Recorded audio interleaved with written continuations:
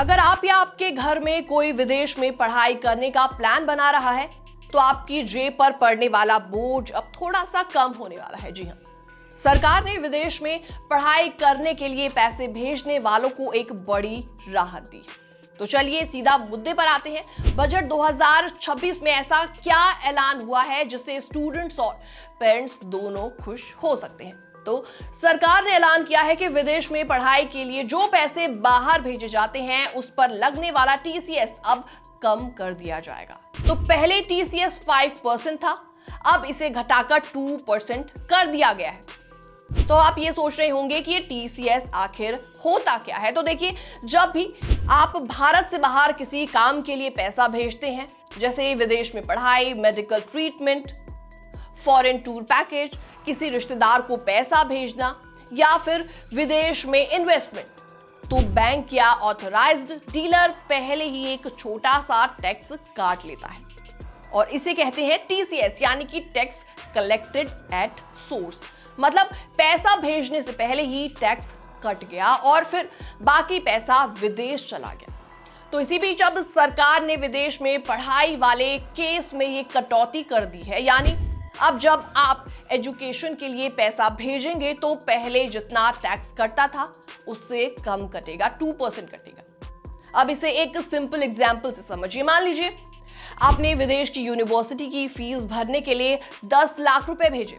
पहले टीसीएस 5% लगता था, मतलब 50,000 रुपए इसमें पहले से ही कट जाया करते थे। अब टीसीएस 2% होगा, यानी सिर्फ 20,000 रुपए ही इसमें कटेंगे। मतलब सीधा आपको 30,000 रुपए का फायदा होगा, इसकी राहत मिलेगी। और अगर फीस ज्यादा है तो बचत और भी ज्यादा हो सकती है। एक और जरूरी बात यहां पर आप समझिए, बहुत से लोग सोचते हैं कि टीसीएस मतलब एक्स्ट्रा टैक्स देना पड़ता है, लेकिन ऐसा नहीं है।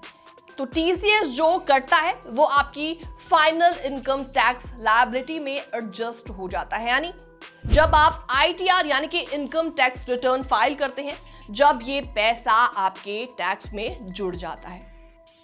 अगर कोई आपका टैक्स कम बनाता है तो आपको रिफंड भी मिल सकता है।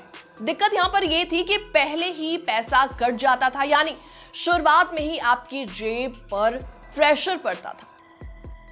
तो अब क्योंकि टीसीएस कम हो गया है तो अब फ्रंट खर्च कम हो जाएगा। इसका फायदा किन लोगों को मिलेगा? तो सीधा सीधा अब आपको ये बताते हैं कि इसका फायदा आखिर किसे मिलेगा। तो सबसे पहले जो स्टूडेंट्स अब विदेश में पढ़ने जा रहे हैं उनको फायदा मिलेगा। इसके अलावा दूसरा नंबर आता है जो अभी भी विदेश में पढ़ रहे हैं और उनके घर से पैसे आते हैं। और तीसरा उन परिवारों को जिनका बजट पहले से ही टाइट था और हर महीने फीस भेजना मुश्किल हो रहा था।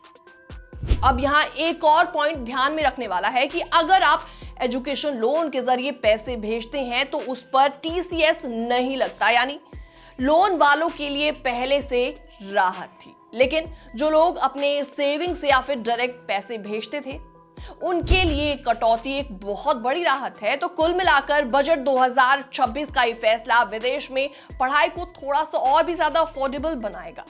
और आज के टाइम में जब tuition fees, living cost, rent और डॉलर की वैल्यू बढ़ रही है तो ऐसे में 2% वाली राहत भी एक बहुत बड़ा काम कर रही है। तो इस पूरी रिपोर्ट को देखने के बाद आपका क्या रिएक्शन है? कमेंट सेक्शन में आप अपनी राय रख सकते हैं। अगर आपके मन में कोई सवाल है तो कमेंट सेक्शन में आप अपना सवाल भी पूछ सकते हैं। बाकी तमाम अपडेट्स के लिए आप बने रहिए हमारे साथ।